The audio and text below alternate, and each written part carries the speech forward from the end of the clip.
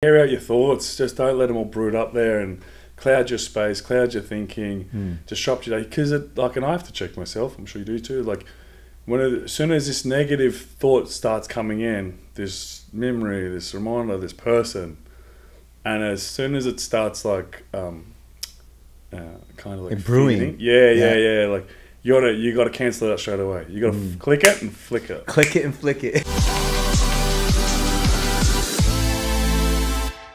Hey, what's up guys? Another episode on Lift Lab. Today we're doing something a little bit different. We're going to go over some just basic questions. Some of you might be new to getting to know who I am. So we've got a few questions here to dive into the ins and outs of the fitness industry, my background, and what makes me go. What's up, Cal? What's up, Daniel? How you doing today? Yeah, good. Cool. Good, Yeah, so we've been having guests like every week so far, and I don't know. I think there's a lot of questions out there, and I thought I could kind of ask you your thoughts on these things. Yeah. We got a little bit of questions here. Yeah. All right. Far away. So, Calum, yeah. If you could change one thing about the fitness industry, what would it be and why? Oh, geez, I don't know. It's a good question. One thing I could change about the fitness industry. Well, the first thing that comes to mind is just kind of like the direction that it's gone. I feel like I got into fitness at the start because I was passionate about bodybuilding and competing for a competition or like a Mr. Universe or a goal. Whereas I think it has evolved a lot now, and it's now kind of steered towards the fitness industry is more about I think it's kind of it feels like it's a bit shallow. I think there's just a lot of people just trying to fulfill an image that they don't half the time they don't even know why, or they're just trying to be like someone they're not. So I don't know. I think it'd be good to see more authenticity, genuinity especially in influencers and role models. I think just more of that, more positivity first. Actually, you know what? That's what I should have said first. Positivity and kindness, because I think, what I tend to notice a lot, especially when I get on YouTube and I'm scrolling, it just seems like there's just so much kind of negativity, and there's so much I'm not going to say names, but they all know who they are. But they create their profiles or their names or their following or their likes or their views or whatever it is based off of criticizing or going after other people, and it just drives me nuts seeing how much one person will just constantly just criticize or but it's to a point where it's just you have nothing yourself to offer the industry except exposing someone else's weaknesses or drama, or there's this negative view, and it's just, and half of it's garbage, just nonsense. They'll highlight ridiculous topics and stuff. It's just, I don't know, I feel stupid after watching it or hearing what these people are saying. So that's one thing. That would be the one thing. Just these people just if you got nothing of value to offer yourself to the industry, then if you're not contributing, if you need other people, I feel like they're like parasites, like vultures. They'll come down and they'll just pick at you, and they need other people to survive. It's like they can't stand on their own 2 feet, and those people drive me nuts. They also call them trolls. Trolls, exactly. So these parasites and trolls. Yeah, it's just they're whiny, fucking complaining, and constantly carrying on about something that's just it's not even their problem. It's not even their issue. It's not none of their business, but they make it their business, and then literally make it their business. But people watch it. They love drama. They love, some people like that crap, the negative or the drama, and they just create drama out of nothing. I'm like, why are you making a big deal out of this? Something it's not even worthy of time, and I feel like I'm just losing brain cells and time watching and listening to it. So anyway, less negativity, more positivity. I love that. And I've seen it a lot too, Cal, and you never know what people are going through. Like we were just like talking with Shizzy. Exactly. Right? Everyone's got a story. Everyone's going through something, and then you'll get people that will prey on them when they're at their weakest. Like it happened to me. I had these fucking, sorry, but you know, that's how I feel. I had these assholes that were just like, they'll kick you while you're down. They're the worst kind of humans in the world. They'll take advantage of you at your weakest. They'll, you know, try and hurt you, or they'll come, or your family, or all that sort of stuff. And yeah, I've got no place in my heart for any of those people. They can all trip in a coffin. Sorry, but it's just how I feel, mate. And nor should you guys. Don't pay attention to all of those negative. I'm not trying to be negative, but yeah, these people are just. That's gotta be hard, Cal. Like, look, yeah, it's real. It's real. Millions of followers. You know, if I saw them in person, I'd tell them straight up. I think they're shit people, and they should say less. Right, you know, right. Seriously, it's just terrible. Like Yeah. I wouldn't care. I wouldn't hesitate in a second. The keyboard warriors. Yeah, strong exactly. fingers. Right? Oh yeah, exactly. They just Yeah. pound. I was like, yeah. I don't think. Yeah, go on. So with that question, how has social media impacted your career both positively and negatively? Well, positively, social media has obviously been a huge platform for me to basically showcase my passion and my joy for fitness and in competing and my lifestyle and doing the things that I enjoy. Basically, I didn't get into social media to get into social media. I was already, you know, right into my bodybuilding and training and you know, focused on becoming a champion in that field. And then social media kind of became a place where you can capitalize on not just showing it. It's like a diary, but then now you can make your whole business. It's, you know, completely changed my life. The negative side of it is you do get a lot of, I mean, there are different, and I look at it, it's like a knife. A knife can hurt you and it can serve you, right? I've always said that. You know, social media can really look after you, but there's obviously, you know, aspects of it like that it can be opposite, and especially look, and I'll be the first to admit, like I'm not perfect by all means, and I've made my mistakes and stuff, but when that does get showcased on social media or exposed and stuff, it can really hurt you. It can hurt your brand. It can hurt your mental health. It can hurt your family. It can hurt your friends. It can really affect people. So you have to be very careful with that, how you use social media. And it's definitely changed for me over the years, where at the start it was, you know, I'm just having fun. I'm just showing you everybody what I'm doing, and you know, and my achievements and my goals and all that sort of stuff. And now it's a little bit, you know, changed. It's like, you know, now I've collaborated with different brands, Young LA, Bucked Up, Helimix. So for me, it's a business. I look at it more as a business side of things. I show less of my kind of personal life on there. I like to keep that separate, and that's one thing that I did really notice, is that you sacrifice a lot of your privacy in your personal life when you do get on social media. You know, you're exposing yourself to the world. You can have people that can take advantage of that. You can have people that can pretend to be someone they're not and come after you. You can have you know, a lot of distractions. You know, you can have there are all sorts of you know, different things, and people have definitely taken advantage of me because of it. You know, I've noticed that, and that sucks, but it is part of what it is, especially once you have that, you know, once you get that popularity or that reach or those followers, you know, you have to really be able to distinguish that, and I wasn't very good at that at the start, but we live and we learn, so yeah. Right. Yeah. And the other day I was we were hanging out, and I was talking to you about, you were telling me structure and consistency, right? So how do you approach like consistency and structure? Like, why is it so important? Because I know we were talking and you're like, Daniel, I just like to have like structure and routine. I think, and it's why I just know myself, even like I was raised that way as a young boy, to have a routine. Even before I was even at school, my parents had me through a routine in the morning, you know, since I was like 4 or 5 years old. Wake up, brush your teeth, have breakfast, feed the animals, you know, polish your shoes, put your time, like it was just everything, eat breakfast together. Everything had structure. School, there's periods, you learn, you have a break, you learn. And I see that and then out of school, you know, when I was getting to bodybuilding, I had my, you know, I'd work, my food, I'd structure the day around my eating, my training, my rest.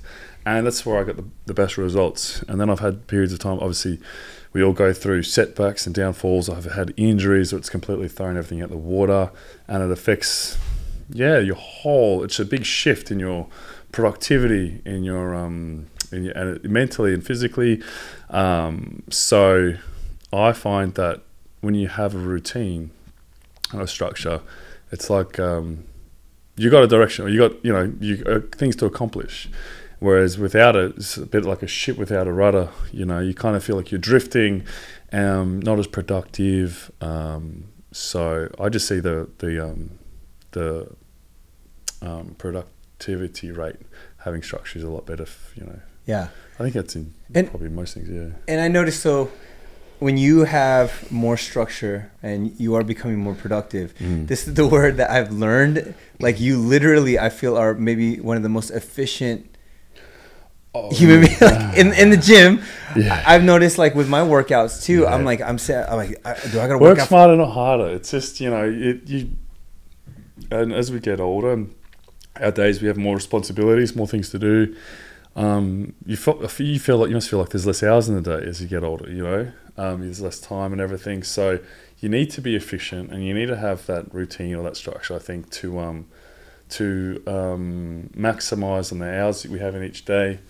So, and I'm definitely one that I like to, not wear, like, I know I can wear myself out, but if you think about, like, and it's a constant, like, analysis of, like, problem solving kind of thing, like, how can I complete this task in less time, or, you know, or be more efficient? And it starts with, even with little things in my head, like the way I stack the dishwasher.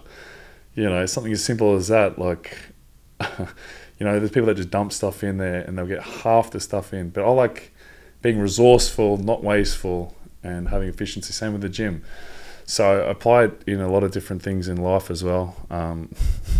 So I'm laughing because I'm thinking of my my apartment and my car, and, like, yes, they are, like, they look like bombs went off in them sometimes, but that's because I just haven't, you know.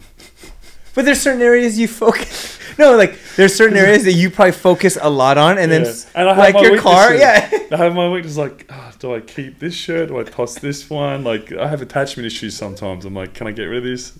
But then I have you come in. It's like, get rid of all this stuff. You don't need 6 different doonas for your bed or something. right. Anyway, everyone has a thing, but yeah. So, interesting. So this one, you know, I think this is a good question for some of the, like, we were talking a little earlier about the fitness industry, how it's exploding, and there's a lot more people in the fitness space.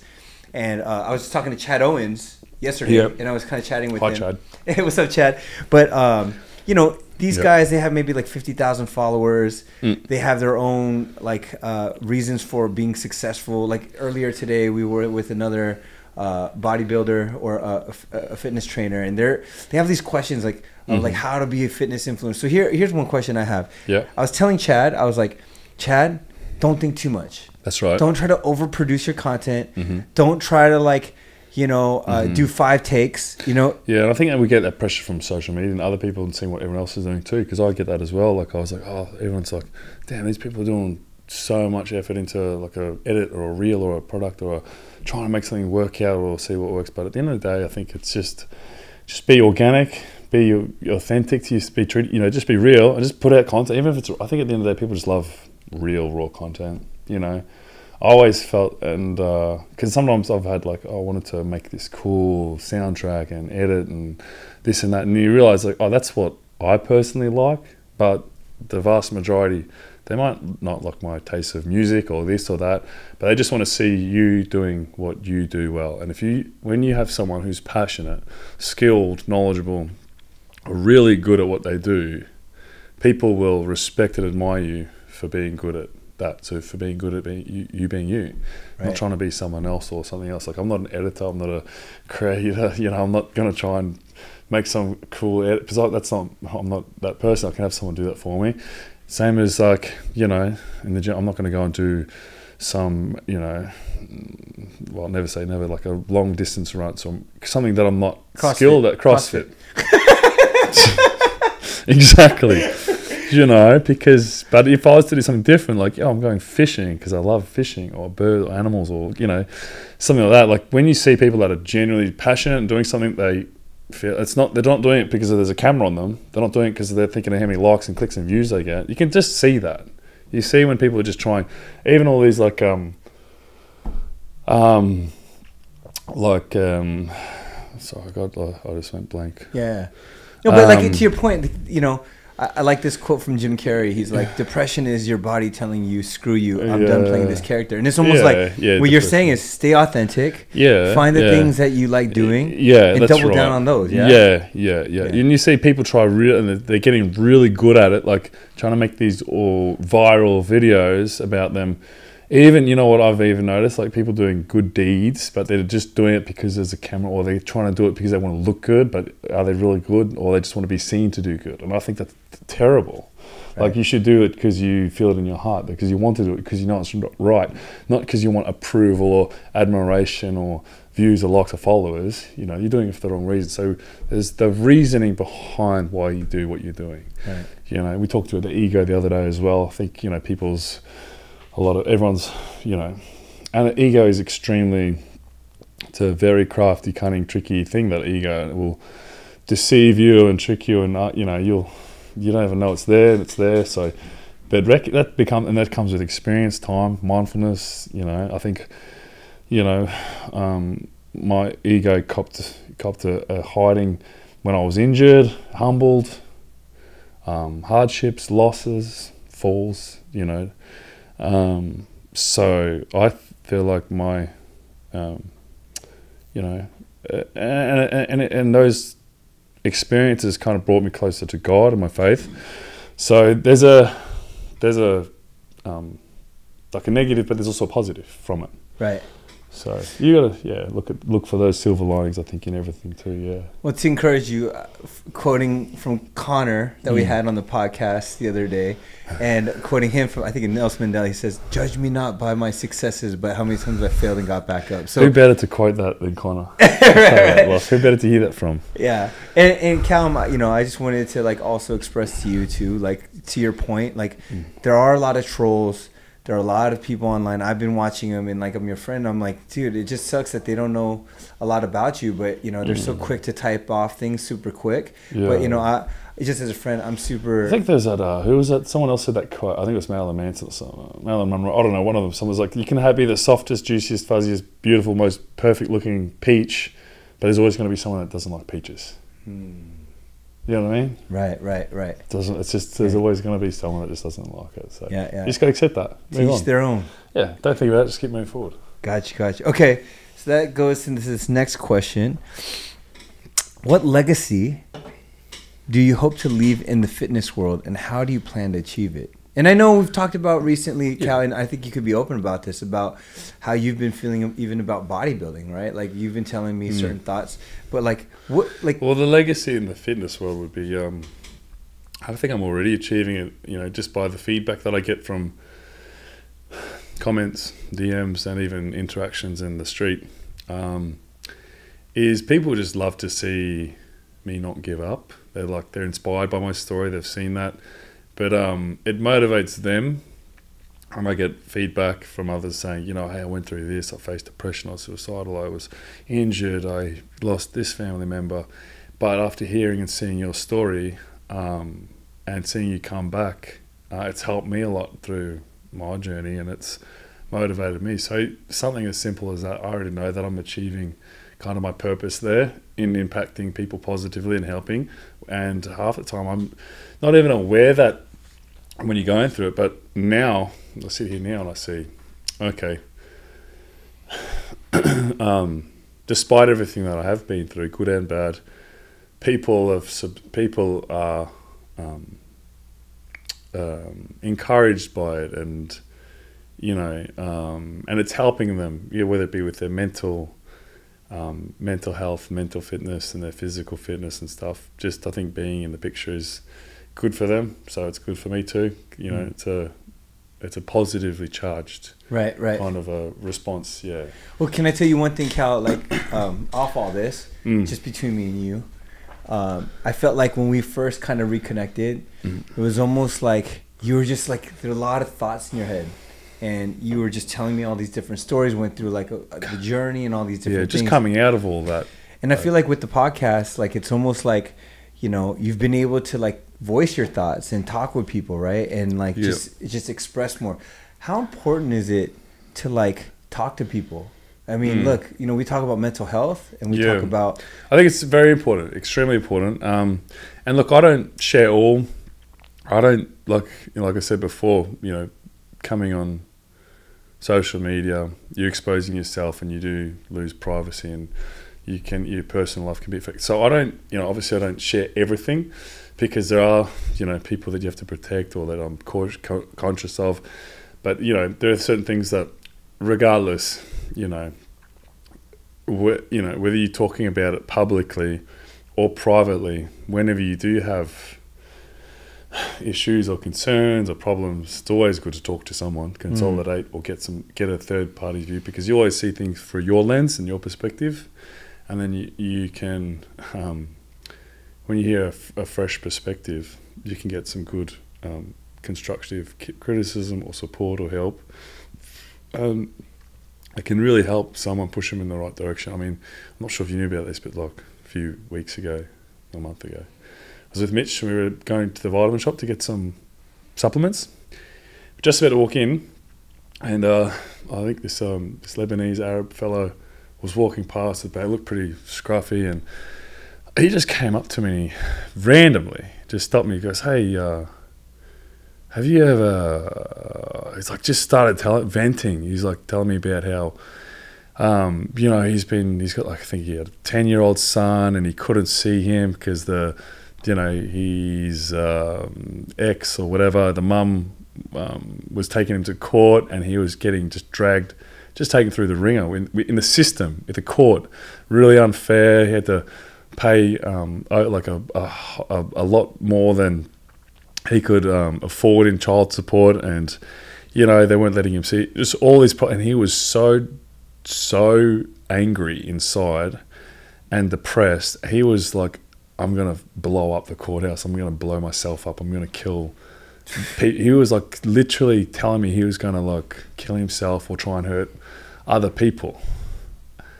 And I just stopped and I told him, I was like, "Look, you probably venting to the right person, because I'm going through, you know, similar, you know, stuff where I've got a son, and you know, the system's just it's cost me a fortune in attorney fees and courts and child support, and you know, a really difficult baby mum that I have to, you know, had to try and work with." And I said it's, you know, affected my mental health because, you know, I've got a son, I don't see him, and it's just kind of, it hasn't worked out for, you know, for any of us, you know, without going into the details, but it just, you know, and it's a very delicate thing to talk about, you know, even for myself, because I don't like to, you know, it's a very personal, it's a private thing. It's not even really relevant and important to what I'm trying to, you know, achieve with my fitness stuff. But nevertheless, that still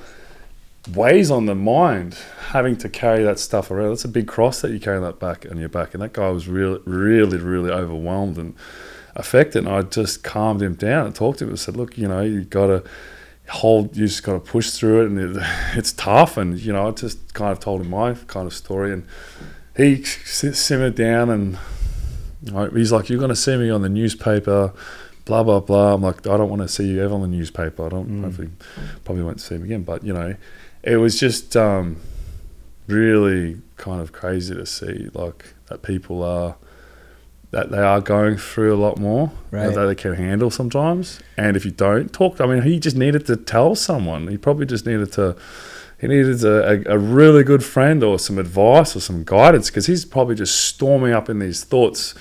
All these thoughts are brewing up into a big storm in his head, and eventually you're going to implode or explode.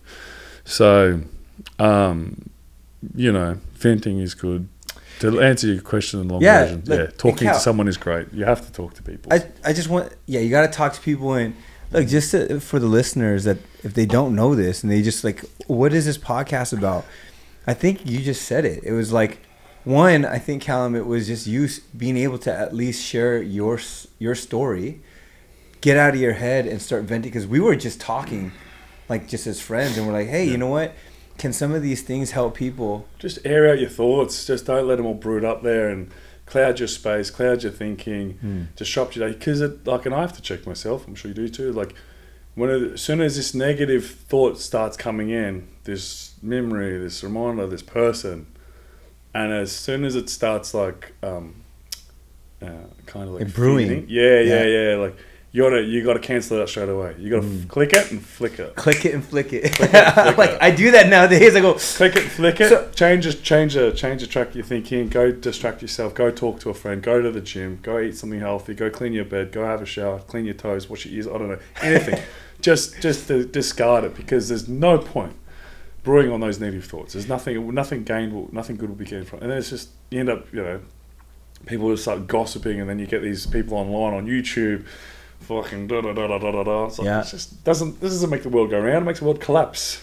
Right. So you kind of answered the next question kind of I had, but if you could lean into that more.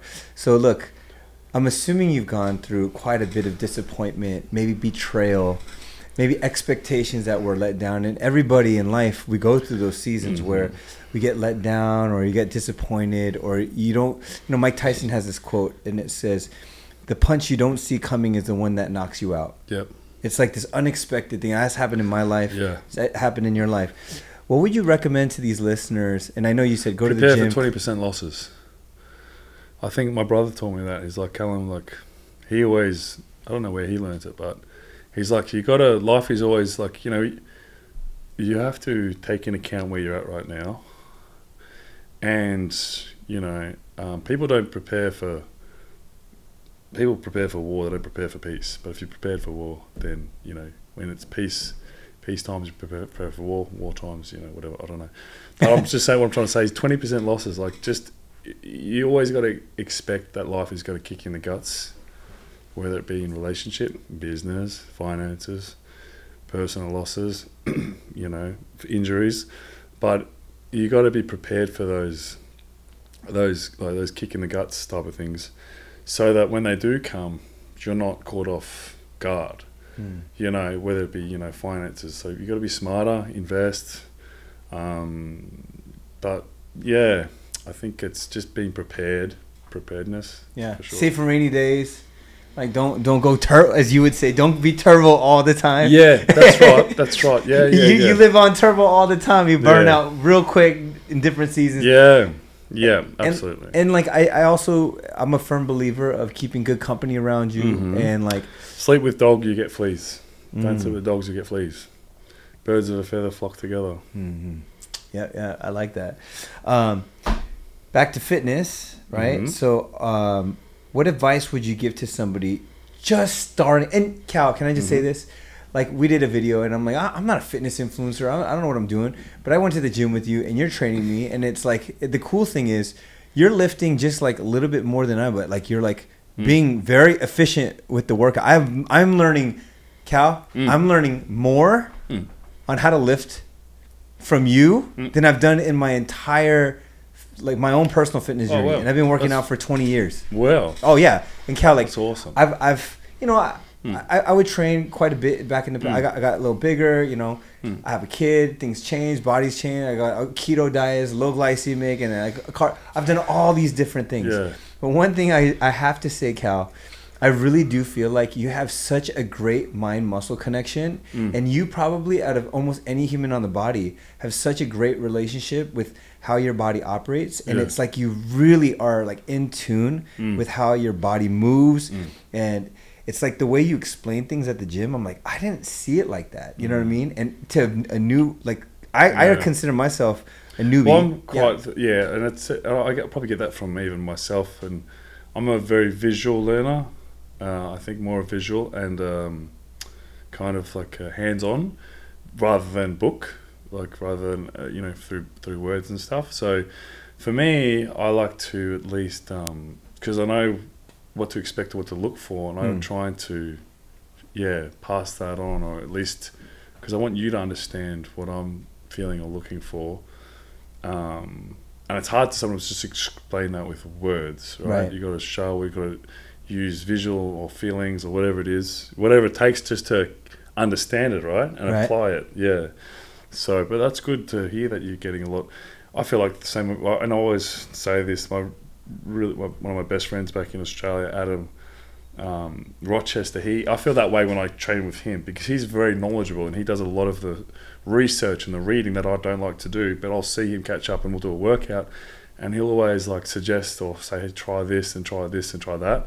And a lot of the things that I've done with him, it's helped me a lot too. So, you know, we've both been doing this for the same amount of time, and it's really good. So I'll credit him on that too, that I can also share a lot of his advice and help with training and bodybuilding, because he lived that lifestyle as well for the longest time. Right. And I'm always like this. I'm like, you know, even in business, I try to learn things on my own, and then I found like all these books that I got to read, and I was like, wow, these guys have made all these mistakes and learn from it, and I don't gotta relearn all these mistakes. So, I mean, the great thing about you got this virtual gym, Moger.com, where you're putting up like a lot of your own messages and ideas and thoughts on how you train and like your strategies. And I think it's great that you're doing this for the community. I think you have over 1,500 people on there now. Yeah, it's great that I'm really pleased to have that community there, and definitely just to share my blueprint of knowledge and training and experience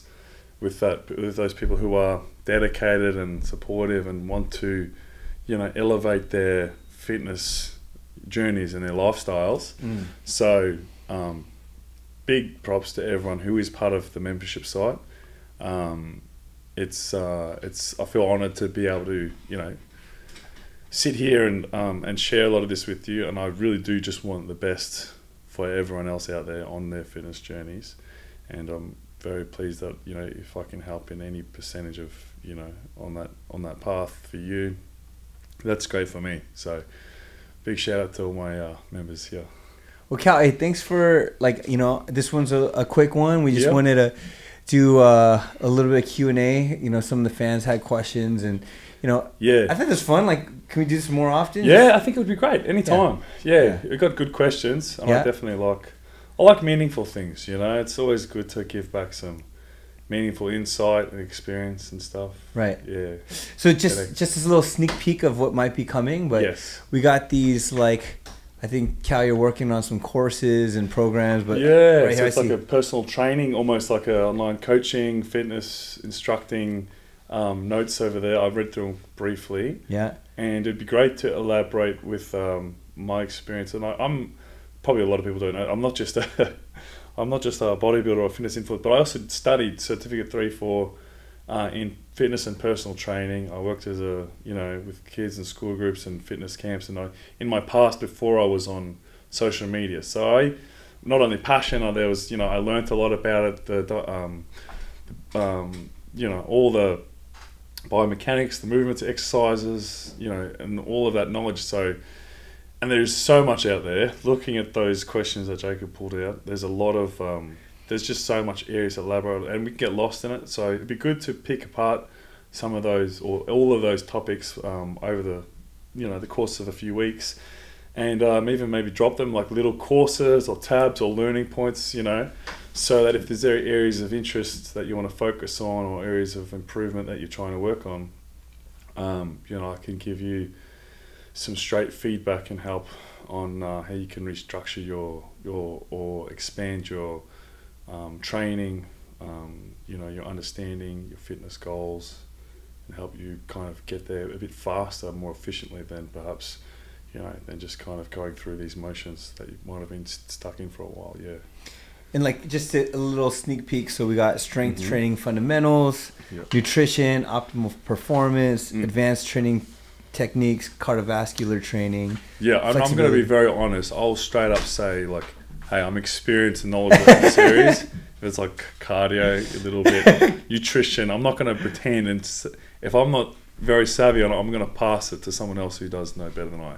Right. Because I don't want to waste anyone's time and pretend like I know everything, because I don't. I love that. And Cal, I think that's the key thing from even this Q&A right now is I love that, like you said about your car and your house, like, hey, there's some things that you might not be that strong in, but other things you really do know. Yeah. And you're can't be good at everything. Nobody's perfect. Nobody's perfect. Nobody's perfect.